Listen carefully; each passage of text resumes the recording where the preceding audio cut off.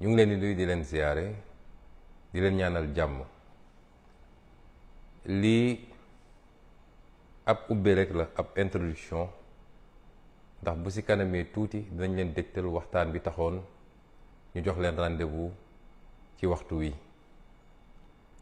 li andi lii nag mooy diggante ca suba ba ñuy enregistré waxtaan bi ak waxtu wi ñu toll dafa am xibaar yu doy waar yu ñu dab. mooy xibaar bi nga xam ne mu nga xewee fële ci suñuy mbokk yu nekk Ngor. ñu ne nag dinañu ubbee waxtaan bi ci loolu gannaaw bu ñu gërëmee sant suñuy nattaango leaderu Yewwi Askan Wi nga xam ne tey def nañu waxtaan wu am solo, waxtaan ak sénégalais yi te jëmale ko ci suñu jëmm daal di feddale kóllëre ak xaritoo, waaye surtout feddale diggante gi nga xam ne moo dox ci man ak ñoom ci li nga xam ne gëm-gëm la, pas-pas la ak bëgg réew mi la. mbokk yi li xew Yoff, li xew Ngor ñun ñëpp ko gisandoo muy lu doy waar. ab nguur boo xam ne day xëccoog askanam suuf soo xam ne matul sax hectare, gën saa bëri ne nañ 6000 mètres carrés la, mu koy xëccoog askanam ba mu jar violence bii nga xam ne ñun ñëpp gis nañ ko. nguur goo xam ne day xëccoog askanam lu tuuti ci suuf, gannaaw bi ñu xañee askan woowu suuf su bari soo xam ne seeni maam ak seeni maamaat amoon nañ ko. ba tey soo demee Ngor nit ñaa ngi dund ci xat goo xam ne ndax famille yi màgg na, yaatu na, ñu dagg suuf sépp séddoo ko ak jaay ko.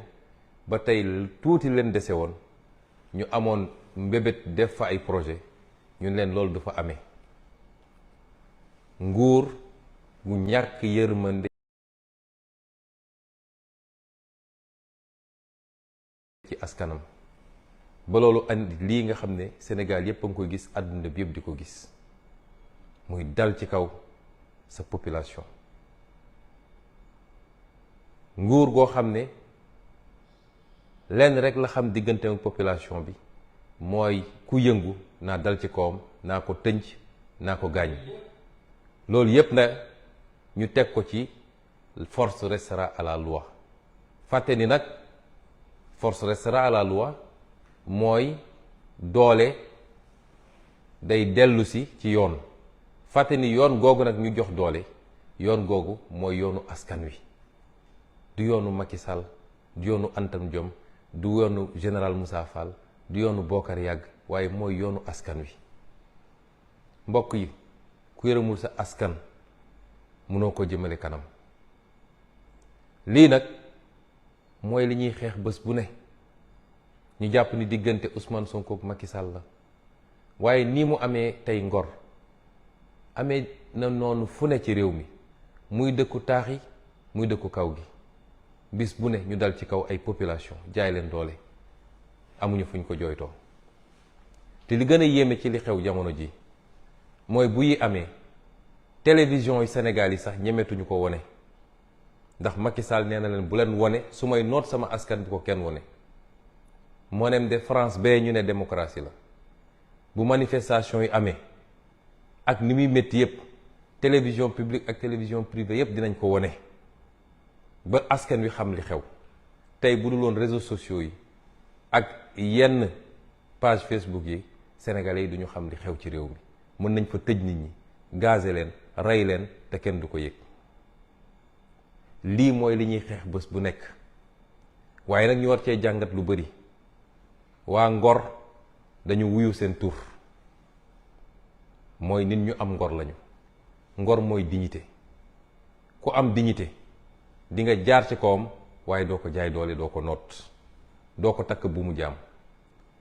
may wax waa Sénégal, lan moo tax ñun ñu war a nangu Macky Sall takkuñu bu mu jaam? lan moo war a tax tey ñu koy seetaan muy def lu ko neex ci réew mi? Ngor de benn quartier kese la, mu tëleen depuis balaa Korité ba tey jii.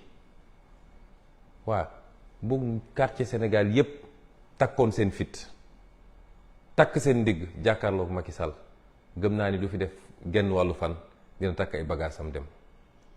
ñuy woo nag ñépp ñu am solidarité ak waa Ngor rawatina ñi seen dëkkandoo di Yoof di Wakaam ba Cambérène waaye feneen ak feneen ci Sénégal benn sénégalais waratul nangu di toog di seetaan ñuy noot ay sénégalais di leen bunduxatal di leen métital di leen rey di leen gaañ.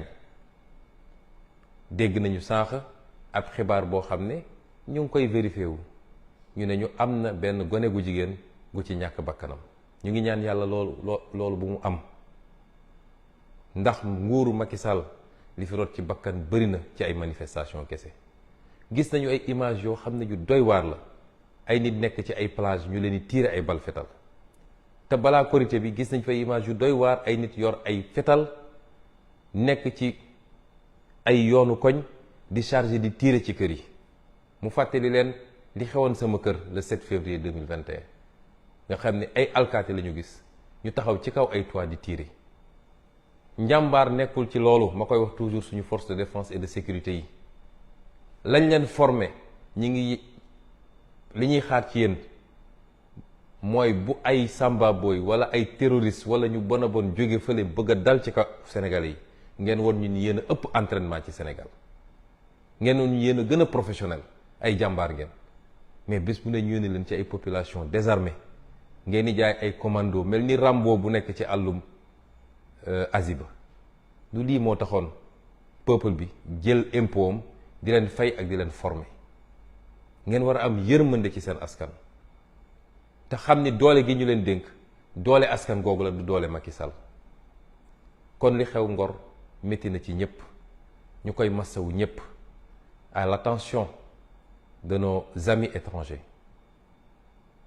J'ai ouvert cette allocution par la situation qui prévaut aujourd'hui dans un quartier de Dakar qui s'appelle Ngor.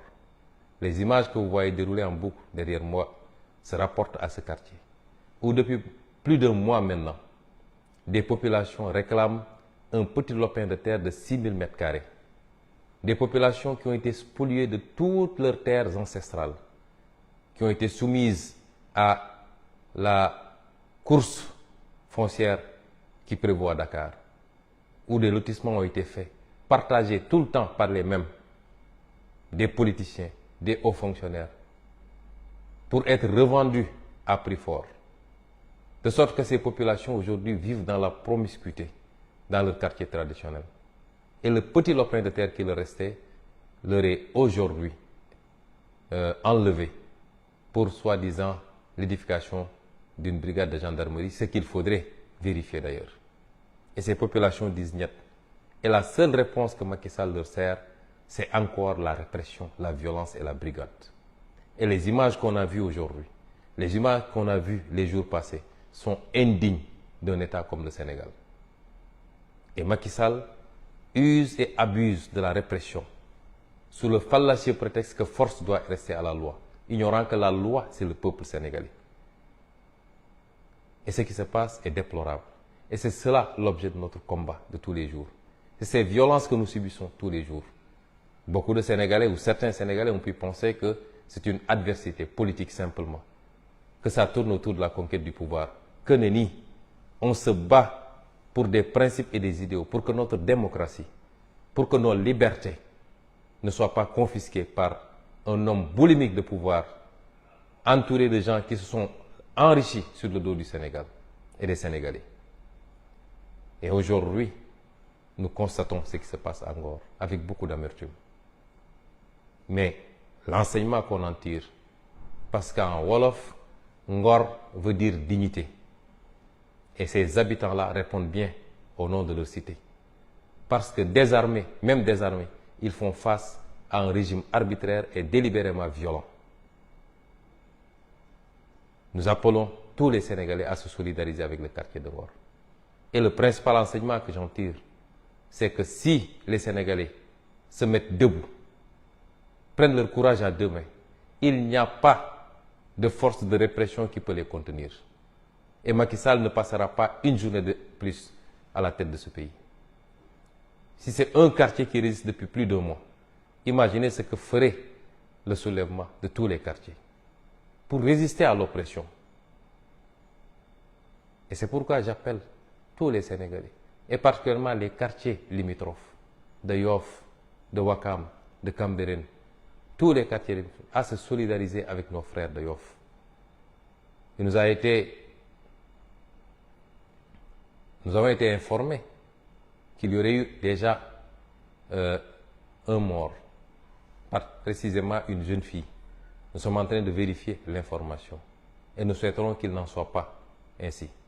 Et ce serait déplorable parce qu'il y a eu trop de vies humaines perdues sous le régime de Macky Sall, abattues lâchement par des forces de défense et de sécurité pendant des manifestations. Des dizaines aujourd'hui. Et Macky Sall ne compte pas s'arrêter à si bon chemin. Il faut arrêter ce massacre qui ne dit pas son nom. Et c'est pourquoi je lance un appel à tous les Sénégalais et à toute la communauté internationale à s'intéresser de très près à ce qui se passe au Sénégal. mbokk yi lii la ñu bëggoon a ubbee parce que lu ñu dab la balaa ñuy commencé yéguñu ko woon ba ñuy door enregistrement bi sànq ci suba. ñu ngi leen di jox rendez-vous dans quelques minutes le temps que techniciens yi positionné élément bi ngeen mën a déglu li nga xam ne mooy waxtaan bi ñu seq ak yéen tey asalaamualeykum wa rahmatulah wa barakaatu.